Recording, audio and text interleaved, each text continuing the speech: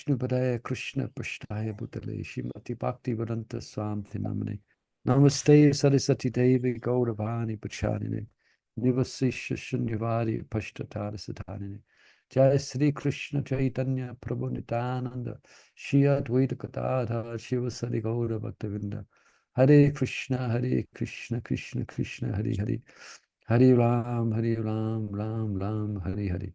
So in our last reading, we left off on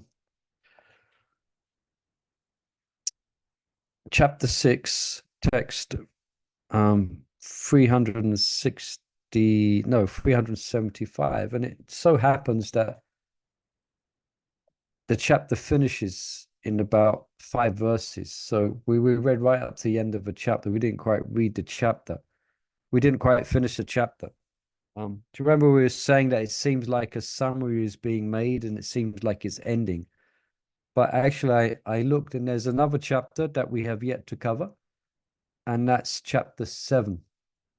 And it's called Jagat Ananda, the bliss of the world. So we'll be starting that today. Okay, so we'll be finishing chapter 6, and then we'll be going into the final chapter, which is chapter 7. Okay. And what I thought I would do, I thought just so we get some context and remember where we left off, I thought to go back. Where is it? Where is it? I thought I had it on my screen. Oh, there it is.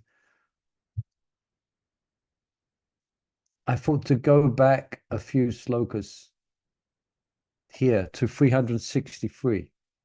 Okay, so what I do is I can read from 363 to 375.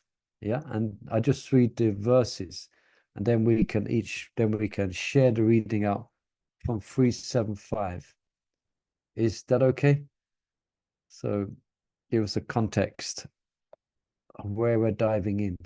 Okay, so 363. Oh Brahmana, thus I have told you about Goloka's unique, most extreme greatness and sweetness, which flow everywhere like a flooding river.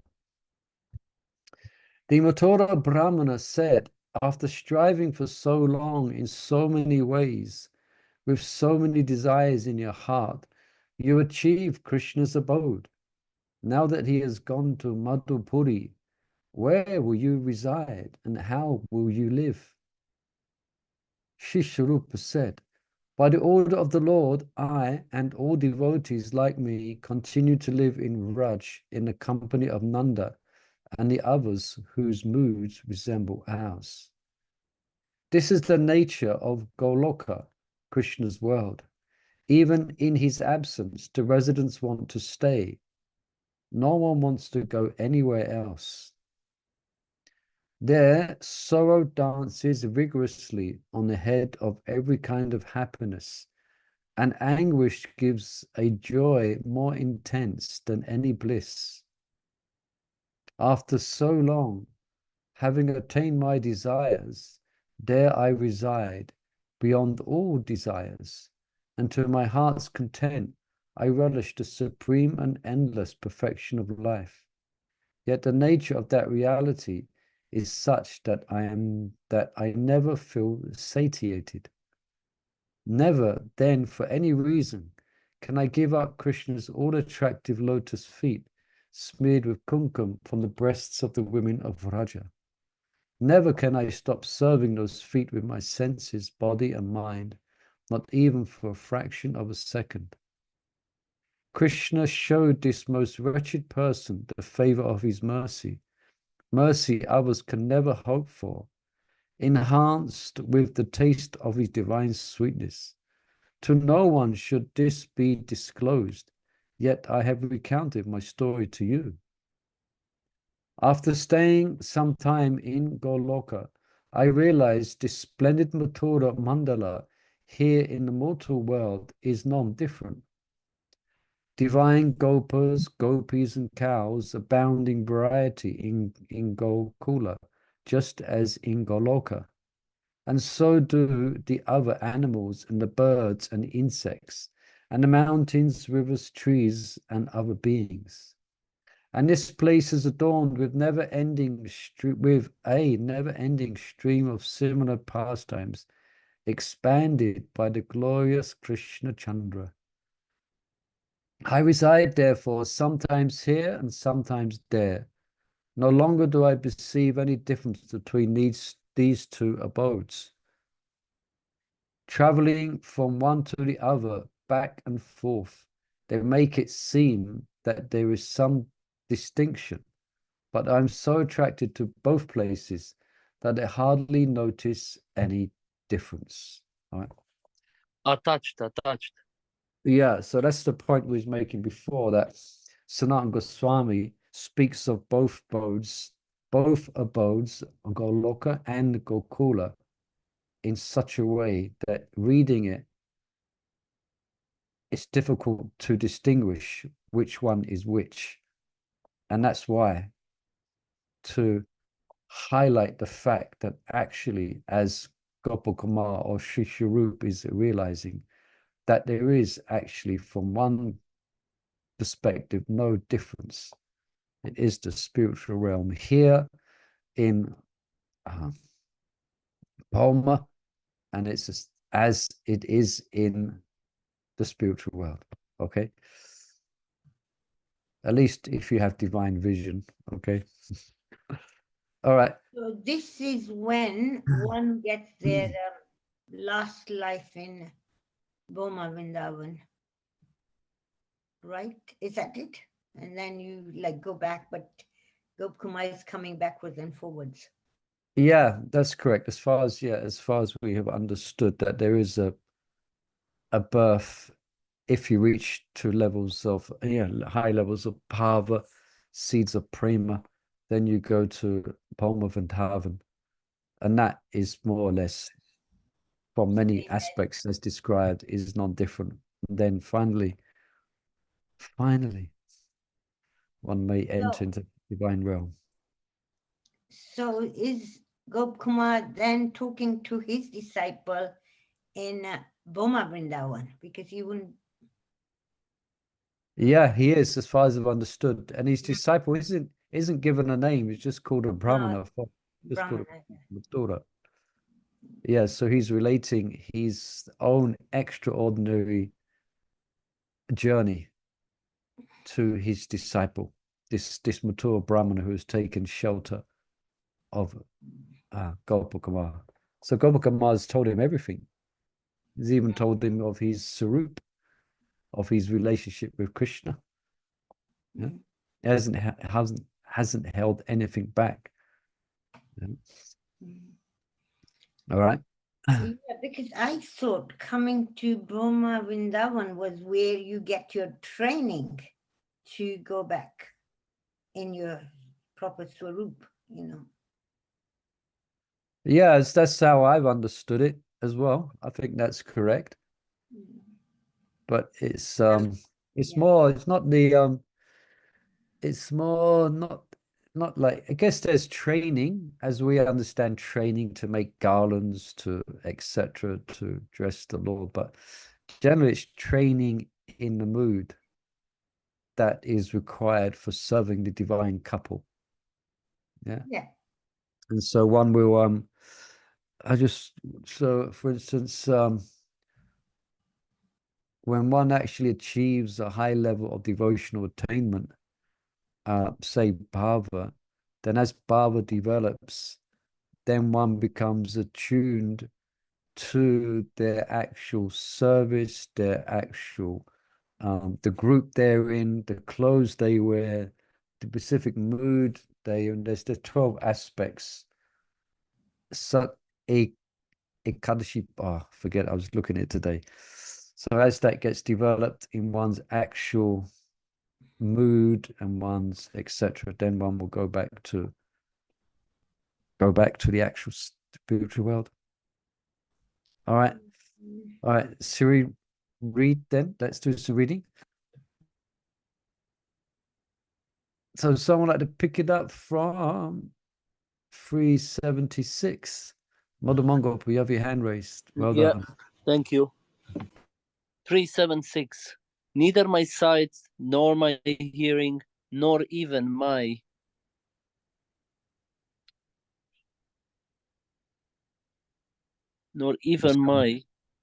yeah, it's coming.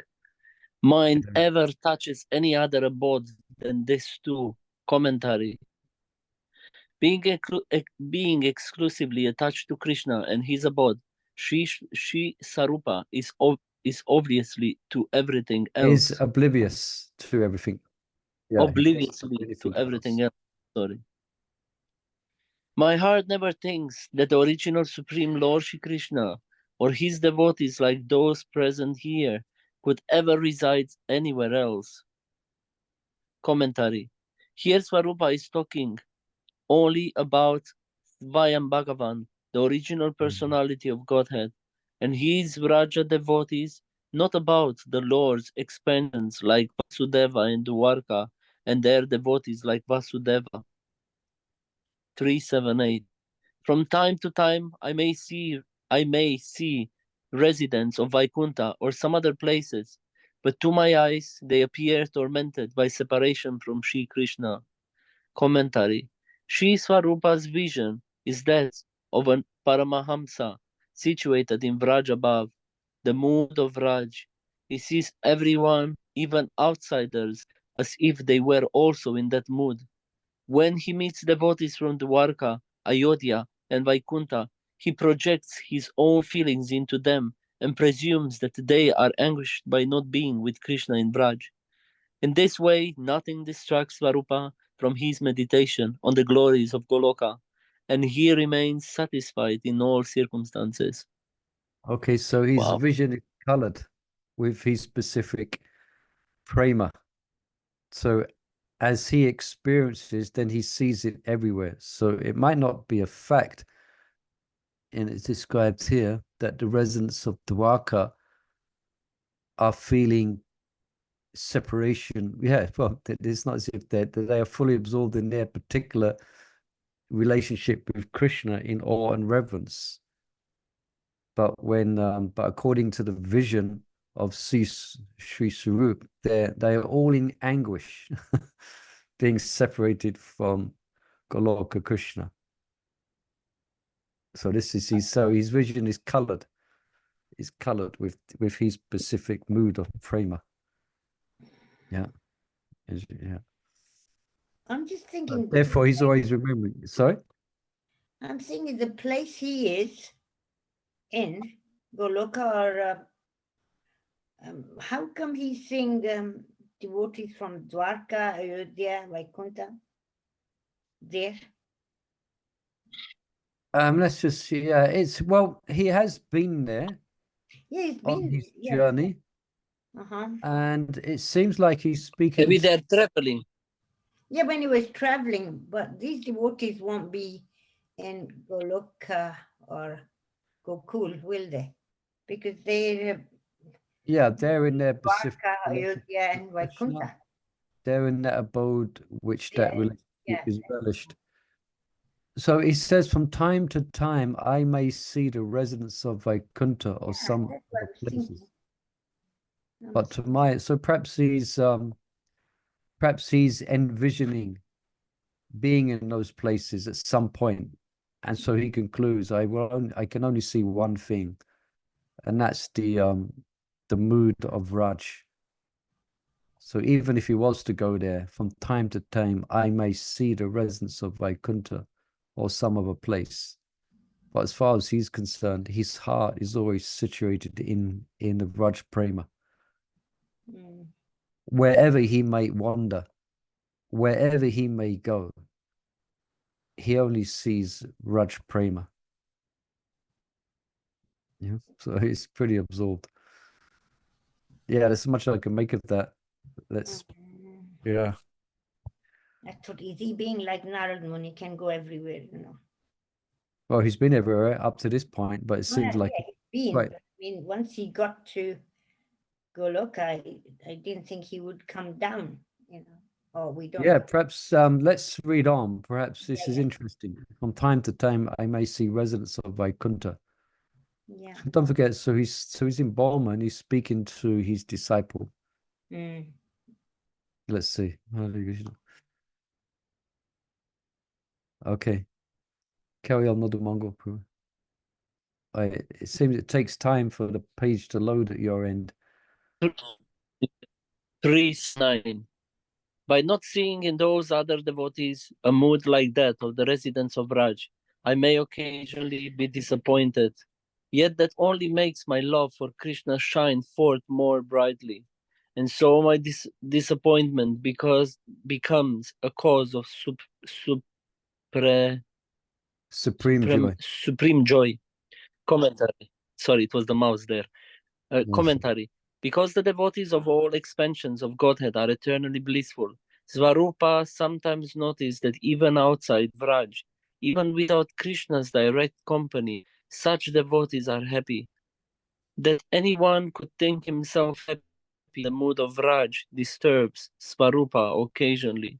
But that very agitation impels his love for Krishna in Goloka to increase. He can thus remain happy even while passing through Vaikuntha or the material world.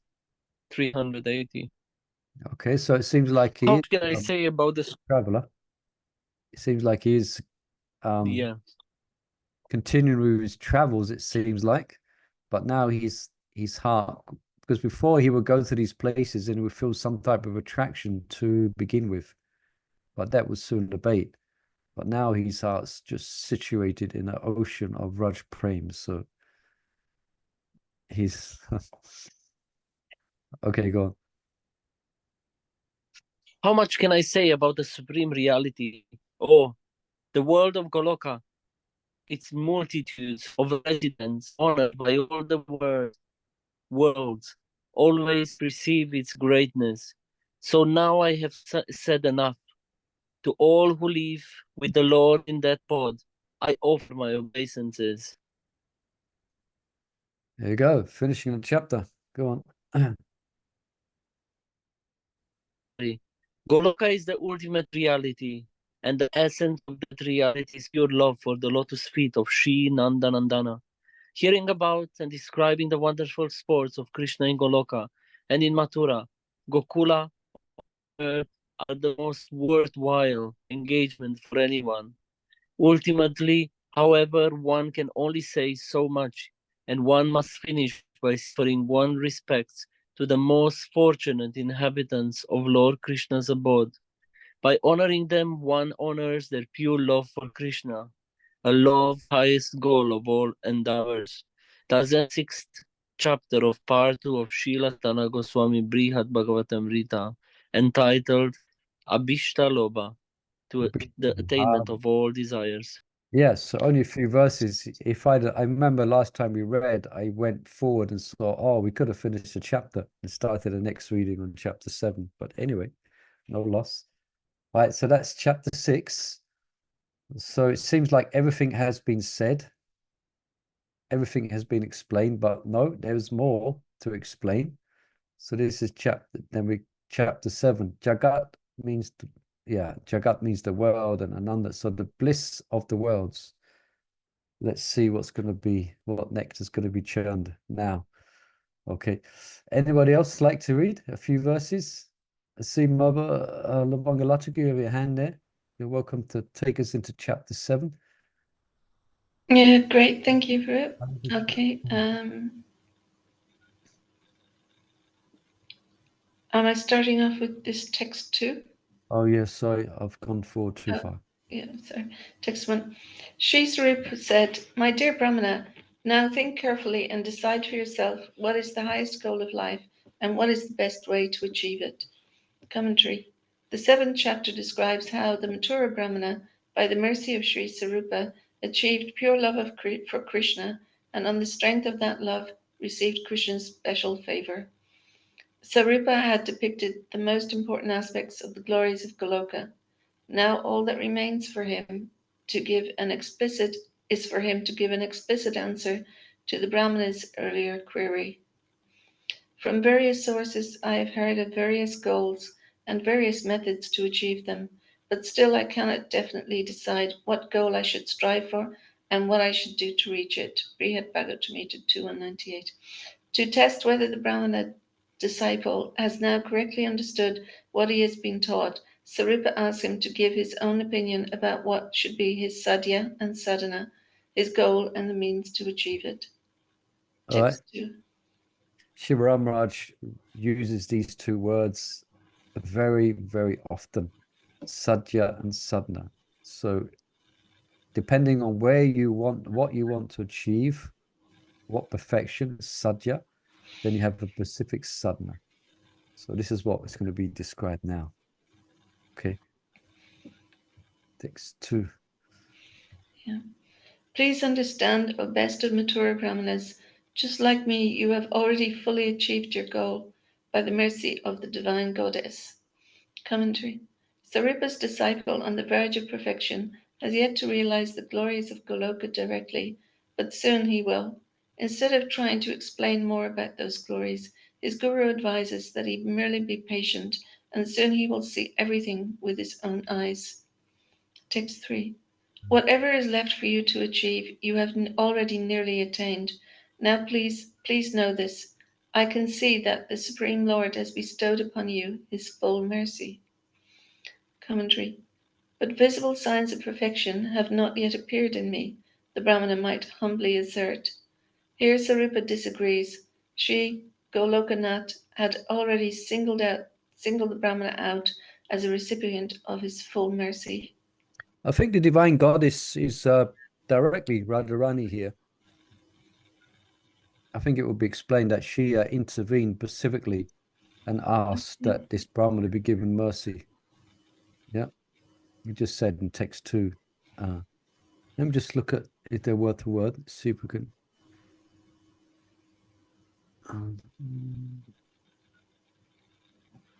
Devyaha, of the divine goddess. Okay, yeah, it must be Radharani. Okay. Jai Radhe. Hare Krishna. Jai. Text 4. Just see, I have indeed told you everything that happened to me and to the Lord and to his devotees, even though these topics are most confidential. Text 5 to 7.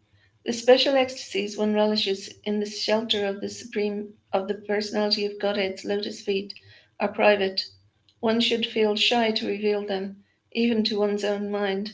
And sometimes I entered special states of consciousness in which I could no longer recognize myself or others, nor distinguish one thing from the next. And so there were events I didn't see.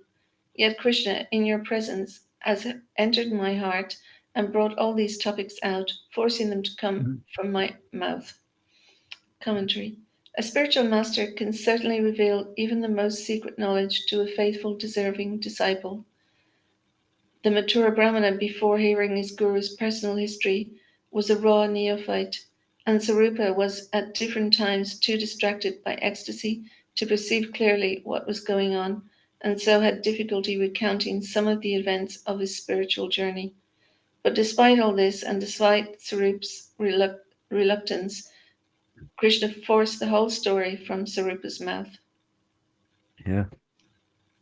Otherwise, devotee, yeah. So generally, it's nice to hear. Generally, devotees will keep such confidential, wonderful realizations, keep them as a jewel locked within the deep part of the heart. But here, he's explained in a nice poetic way that he's been forced to speak about it because Krishna, in his heart, has forced him to bring these things out. Yeah. Okay, continue. Yeah. I have noted clear signs that you have gained strong faith in these topics, a faith that will soon bestow upon you all its rewards. Commentary. The disposition of another's heart is difficult to read, but an elevated person with clear intelligence can discern from one's gestures where one's faith lies. From the satisfied expressions on the Brahmana's face, Sarupa knew, this disciple has developed confidence in the truth of my story.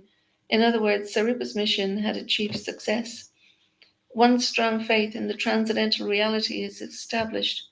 One's spiritual practice very quickly bears fruit. Okay. So what kind of fruit is that? Well, Krishna Prema, to put it simply, I guess.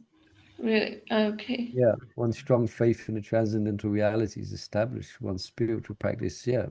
Dependent, yeah, the fruit of your sadhana, what sadhana you want to To achieve, go. Okay. the goal. Yes. But interesting, it highlights the importance of faith here. As we know, it's the beginning of spiritual life. But also faith develops. So specific secrets or specific confidential secrets, then the spiritual master will be hesitant to reveal to the disciple. But when he sees that he has qualification, adhika, and strong faith, then he may give more details to the disciple. Yeah. So here, yeah. So Because here, the Sarupa sort of realized that this brahmana had faith, because when he was talking, he was really absorbing things. yeah, So that's once right. one has got faith, then you're going to Yeah. make progress, you know. Yeah, because there are signs. I mean, it says in the beginning of the purple, and that the disposition of his heart is difficult to read. But someone who is a specific platform of devotional development, then they can see and they can recognize the specific symptoms of love and affection in someone. You know, it takes one to know one. So it takes one to know one. So for a qualified person, they hear, yeah, so he could see the symptoms manifesting just in his gestures, just as he's hearing this narrative. You can see that he has complete faith, you know. So yeah. Yes, like when we want to ask questions to your guru, as you're asking, he understands where you are and he will give as much as you So can take. accordingly, yeah. Yeah. Yeah. And if you are really like totally surrender, he will give you higher and higher knowledge, you know. Yeah. Everything depends, you know, it depends on the mood of your asking.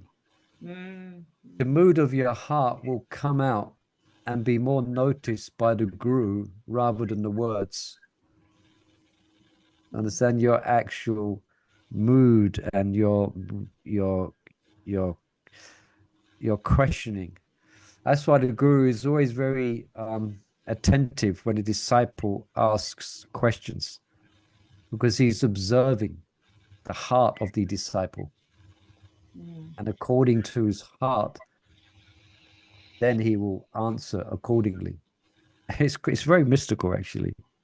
It's very mystical that the spiritual master can give wonderful transcendental instructions that may be understood by one disciple, not understood by another.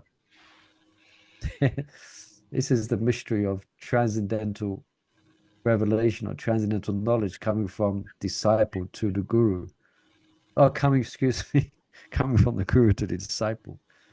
It is not a material thing. It's very mysterious. So, you know, sometimes you had the experience where sometimes you may ask your guru, or you may be there present when someone's asking a question and the guru answers in a complete another way, which seems not to be relevant to the question, but is more relevant to that disciple's state of heart. Yeah. Sometimes answers can be more confusing than the question. Yeah. It's, yeah. It depends on the level of the guru as well. There's different, you know, there's And some people have the same question for years. They keep asking the same question because they never quite understand the answer that they get. Yeah, that's true, isn't it? You know, when you attend Bhagavatam class regularly, sometimes it may be that every guest speaker that comes, one devotee will always ask the same question. Same question, yeah. Because he hasn't, he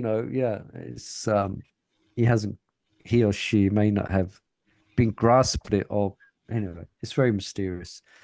It's not just a case of it's not material knowledge, just giving information. No, it's on the whole. It's on the whole.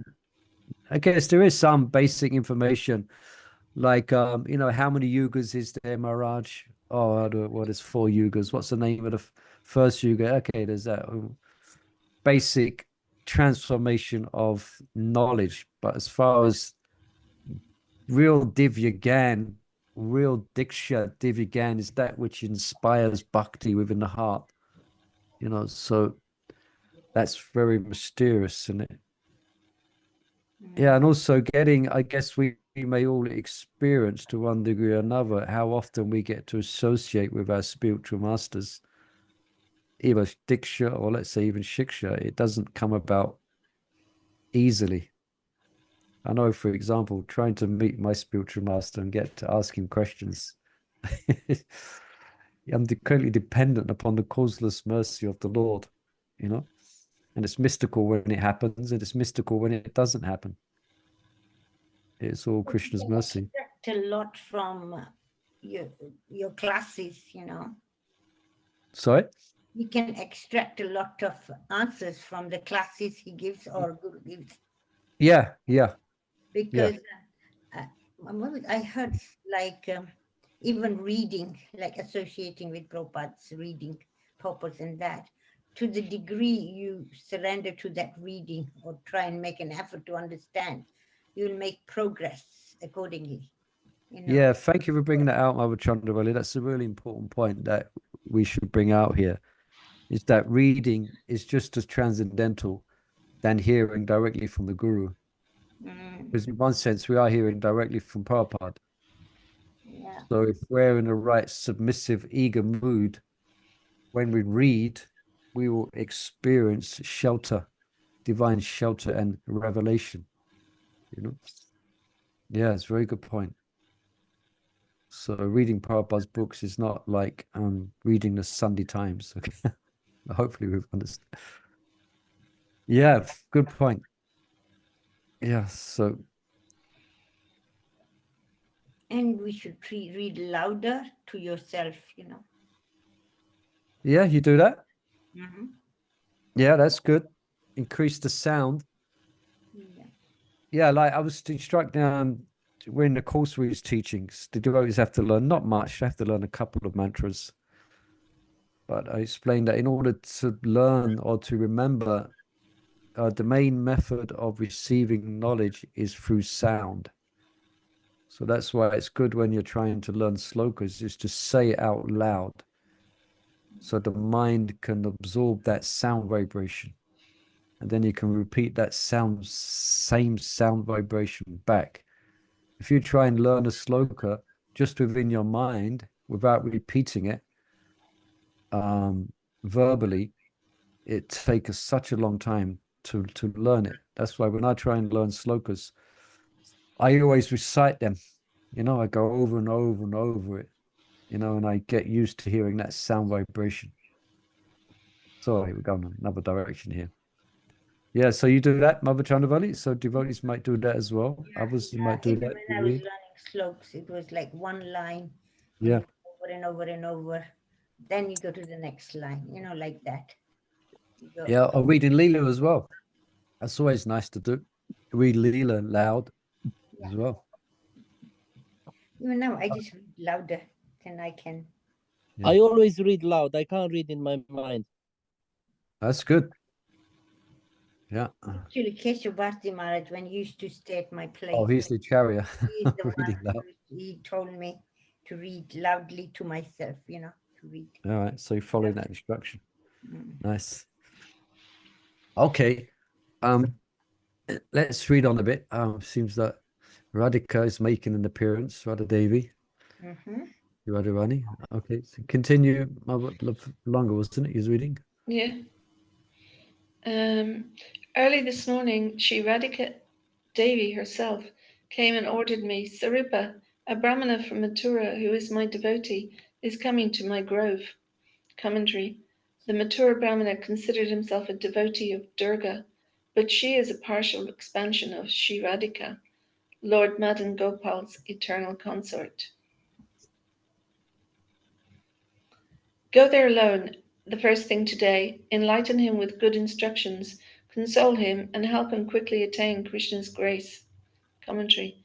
Had Sarupa not awakened the Brahmana's higher intelligence, the Brahmana would not have obtained Shri Krishna's favor. Text 11. On her instruction, I swiftly came over, overjoyed, without even a thought about missing the enjoyment of Krishna's company. Commentary. To carry out his assignment, Sarupa left home early in the morning, before Krishna went out to the forest with his friends. Sarupa did not mind missing Krishna's company for one day, because he knew that carrying out Sri Radha's order would endear him to Krishna, and this would surely increase the happiness he enjoyed with Krishna. Text 12. Sri Pariksit said, when Sarupa saw that the Brahmana, even after spoken to in this way, had not awakened to the treasure of pure love, Sarupa put his hand on the Brahmana's head. Text 13. By the mercy of the great soul Sarupa, everything Sarupa had experienced became manifest at once in the Brahmana's heart, as if the Brahmana had experienced it himself. Wow, that's a bit like Sanjay. I really believe in that, having a hand of senior devotees or something on your head. I really feel that's really important, that a lot gets revealed. Yeah, it's interesting because Prabhupada, and he criticizes this in a context of there's one well-known guru in India who he touched his disciple and invested his disciple with all the knowledge, and then he became bereft. The guru himself, lost all that knowledge. Like it kind of went from him to the disciple.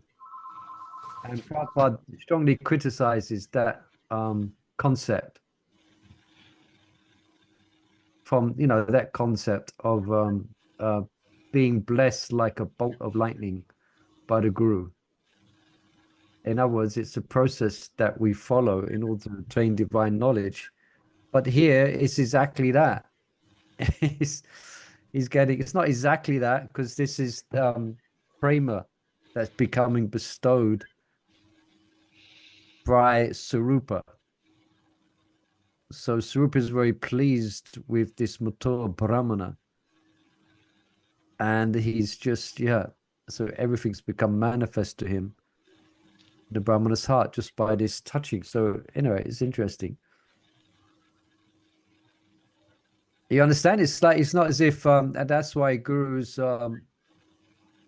they have an issue with everyone. Oh, Guru Maharaj, please give me blessings. Please give me blessings, It's not, there's a bit more to spiritual life than just getting patted on the head. When I get that a bit, when parents have a newborn child, oh, please give him your blessings. Please give him your blessings. But here, anyway, any comments on this? Here, it seems like he's getting Ashvarat, he's getting blessings. So a special arrangement by Radharani, it seems. And sometimes, there is occasions where someone who's even I forget the details of the story, but one time Kamsa became a gopi. He got transformed into a gopi, much to his shock and horror, much to the amusement of the other gopis. There's a whole wonderful story there. And by Is that when he had to dip in a kund? And yeah. So like a magical transformation happened. Suddenly, Kamsa became a gopi. And of course, because he's Kamsa, then he didn't want to stay a gopi. So that was his disqualification, that he didn't want to be a gopi. He wanted to, he couldn't. So anyway, perhaps let's read on, see how this is explained. Go on. Yeah. Any questions on this before we go on? Yeah, we wish spiritual life was that easy, no? You just get someone to touch you on the head. Bang, Krishna Prema. Wow, Haribol. I know, but when you hear like Dhruv Maharaj's story. Yeah, Dhruva was blessed like that. So you feel that like all whatever's left so cleared up, you know. So I really can't Yeah. wait. However it may come, yes. So, but Dhruva, he definitely was very sincere about his spiritual practice, about his practices. Is based on that the Lord appeared before him and blessed him with the touch of his conch shell. Mm. So it wasn't.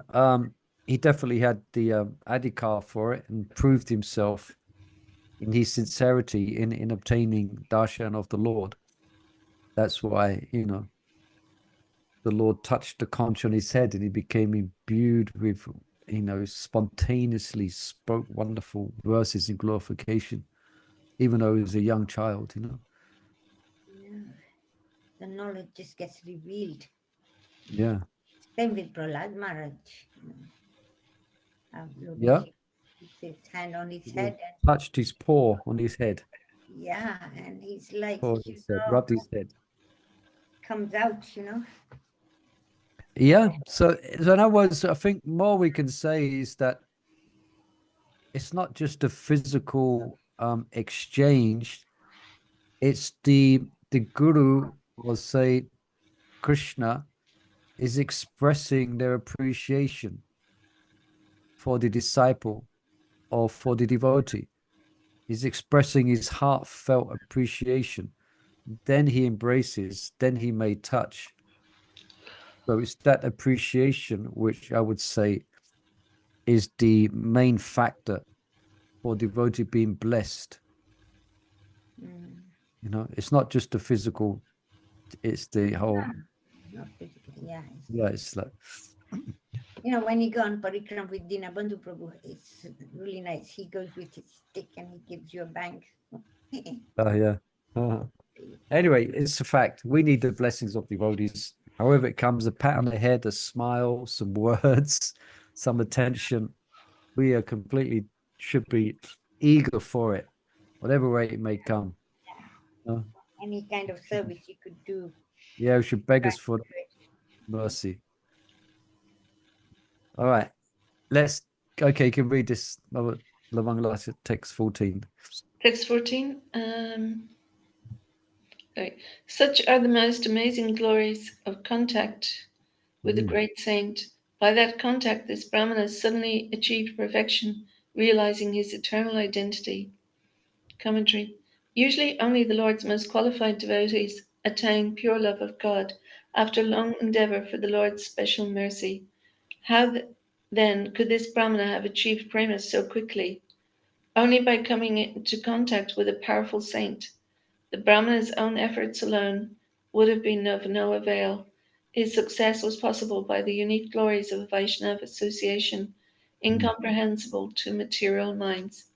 In Srimad Bhagavatam, Sri Devahuti remarks, association to gratify the senses is certainly the path of bondage, but the same type of association performed with a saintly person leads to the path of liberation, even if performed without knowledge. When an ignorant person mixes with another degraded persons, the result is entanglement in material existence, in the enjoyment of food, drink, sex, and so on. But the company of pure souls, even if entered into with the same ignorance, enables one to become nisanga, free in two ways, detached from matter and uplifted to pure love of God. Prema is a form of detachment because it shuns all pursuits other than the attempt to please the personality of Godhead.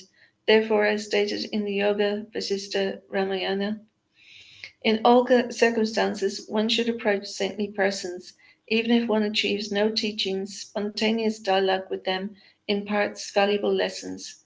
When one approaches persons who have real knowledge, emptiness overflows with fullness, death becomes immortal nectar, and disasters can seem like good fortune. It's a nice verse, isn't it? Yeah. In Srimad Bhagavatam, Sri Vidura says, by serving the feet of a spiritual master, one develops transcendental ecstasy in the service of the personality of Godhead, who is the unchangeable enemy of the Madhu demon and whose service vanquishes one's material distresses. Vidura here speaks to his Shiksa guru, Maitreya Muni, By serving Maitreya, Vidura expects to obtain the service of the Supreme Lord, who is difficult to understand, but whom one can approach by serving his pure devotees. The Supreme Person is Kutastha, which means both unchanging and inconceivable. He is also Kutastha in the sense that he is famous for being offered Anakuta, a mountain of food, while standing on a special peak, that of Govardhan. At the lotus feet of Krishna, the enemy of the demon Madhu, a sincere servant of the Vaishnavas can obtain Rati Ras, a never-ending festival of prema, from which comes an enjoyment so intense, tivra, that nothing can impede or interrupt it. Material existence is full of various miseries, but devotional service at Lord Krishna's lotus feet, Padio, eradicates them all, Vyasanardana. Or if we take Padio to modify Vyasanardana, the meaning of the two words together is that which destroys the pain felt by the feet. Krishna's Rasalila is mostly a festival of dancing, and dancing means moving the feet. By entering the rasa dance, one's feet will be relieved of the distress they feel from doing other things. Wow, long commentary here. Yeah, All right, let's see how long. Oh my God, look at wow. I don't think we'll finish it today. Won't finish it for the next month, I think. Look, this is just one commentary on one verse. Wow. Wow, Krishna. Okay. Now probably. So any let's go. All right. So any comments or questions on what we just read? It's a couple of pages. I think it's highlighting the importance of association with devotees. Yeah. So all perfection can be achieved by associating with the Lord's devotees.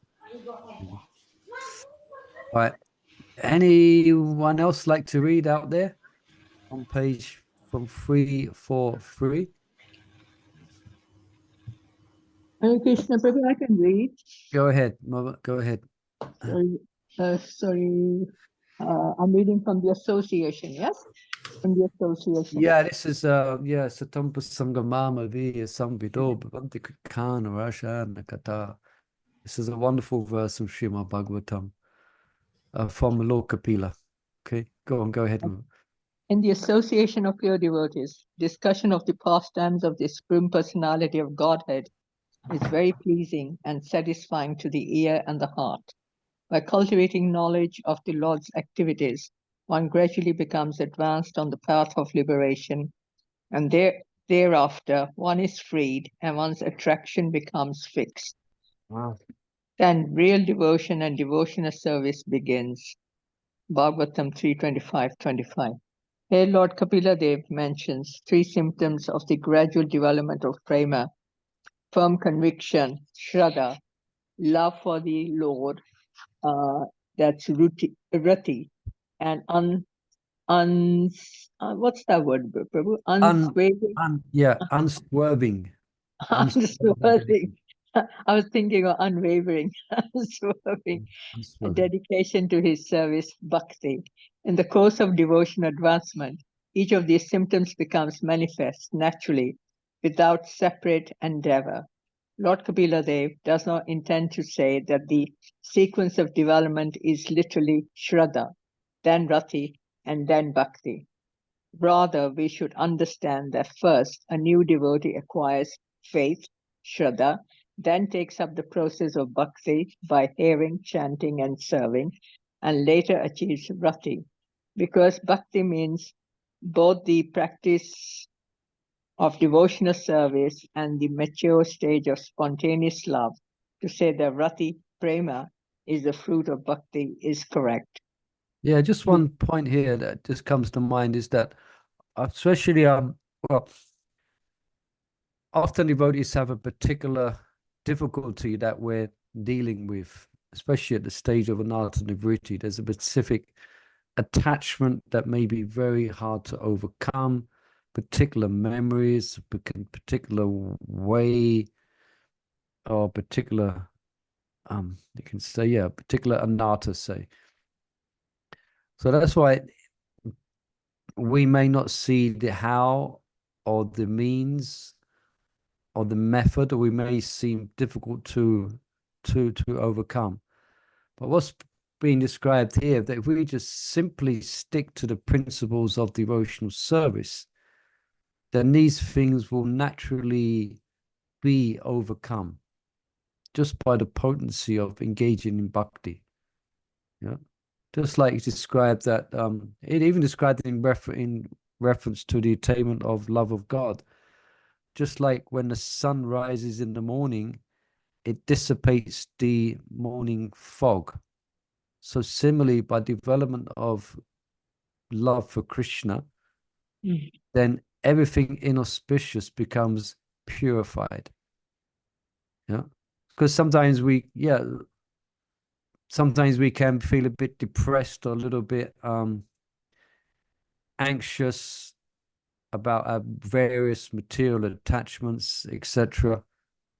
But if we can just have faith in the process, faith in association of devotees, faith in the power of engaging in acts of devotion, faith in chanting the holy name, then everything will be overcome in a natural way. What it describes here, without separate endeavor. Yeah, one with prema, faith, rati, and bhakti. Each of these symptoms becomes manifest naturally, without separate endeavor. But So we do have to be serious about wanting. yeah, but that seriousness of wanting to become free should manifest, for example, in wanting to chant with attention. That's it, yeah. Yeah, so that seriousness should manifest in applying ourselves very seriously to the principles of hearing and chanting, you know. And then, yeah, then we will feel, we will, yeah. Is that okay? Is that Mama Chandravali? Did that? Yeah, because I was thinking more like, okay, I can take, I did 16 rounds, I did before 10 o'clock, I did this. But we can't be like that. We have to be, okay, we have lots of duties to do. Yeah, you can do all that. But within, we must be really serious about what our, like your Guru Maharaj said, sadhya and sadhana, what your goal is. And yeah. That should be in your mind 24 hours, Though externally you be doing things that you don't want to do, but You're duty bound to do. Yeah. Duty. But your goal should be in your head, and according to that, whenever the opportunity comes, sadhana should be to that standard, Yeah, very good point. So it's not just we're doing like we're just an official Sunday churchgoer. Yeah. A bit, like with all due respects to in Hindu, generally Hindus will go to Janmashtami. But their life otherwise, other than that, maybe they may not think hardly of their spiritual, of spiritual lives. Yeah, so we don't just want to be religious, so to speak. We want to be sadhakas, as Mother Chandravali is saying, always eager, always keen to advance, Yeah, thank you for that. Okay, you can continue reading, Mother. We're a couple of minutes free. We've got 3 minutes left. Okay. With the same concept of bhakti in mind, Sri Dhruva praised the Lord Vishnu. O unlimited Lord, kindly bless me so that I may associate with great devotees who engage in your transcendental loving service constantly, as the waves of a river constantly flow. Such transcendental devotees are completely situated in an uncontaminated state of life. By the process of devotional service, surely I will be able to cross the nascent ocean of material existence, which is filled with the waves of blazing fire-like dangers. It will be very easy for me, for I am becoming mad to hear about your transcendental qualities and pastimes, which are eternally existent. Bhagavatam 4:9-11. Yeah. Because the devotees of Vishnu serve him constantly, and for this reason they are exalted souls. The association of such Vaishnavism is extremely desirable.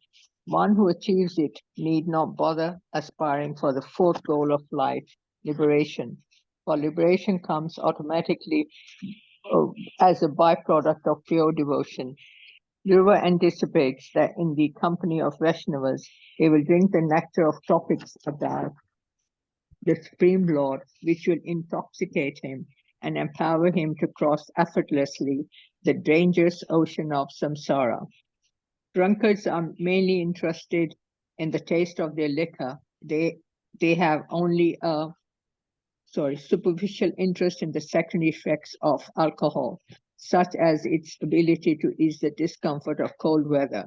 In the same way, devotees who have taste for drinking the nectar of Bhagavad Bhakti consider relishing their exile forever their principal goal. They accept liberation and other secondary benefits only when such boons do not obstruct their eternal delight.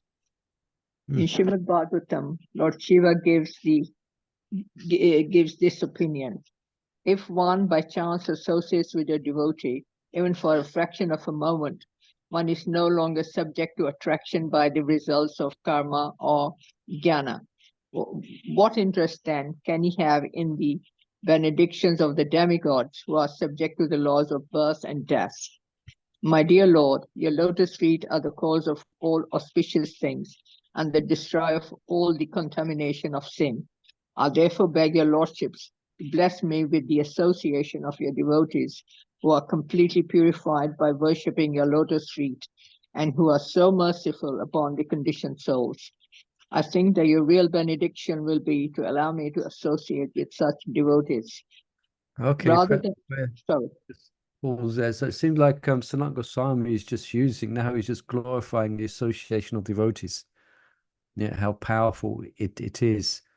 It was all based on this verse, going back here. Yeah, by the grace of Sarup, this brahmana has been blessed with, well, by the grace of Radharani, and then through her blessings, Sri Sarup has given Krishna prema to this mature brahmana who was otherwise unqualified, but has become qualified because of the association of Sarup. So this is glorifying the association of the devotees of the Lord. Hare Krishna. Hare Krishna. All right. So Hare Krishna. So let's continue next week. I think we finished here, wasn't it? We finished on this verse here. Is that right? Mm-hmm. Yeah. Okay. So thank you, devotees. I hope we enjoyed this reading of Brihat Bhagavatamrta. Please join us next Thursday and we'll continue in this extensive commentary on this one verse. Hare Krishna. Hare Krishna. Hare Krishna. Brihat Bhagavatamrta. Yeah. Gaura Premanandi. Hari Bol. Jai Hari Bol. Hari Bol. Hari Bol. Hare Krishna. Okay. Hare Krishna, Krishna Krishna, Hare Hare, Hare Ram, Ram, Ram, Ram Ram. Hare Hare Krishna.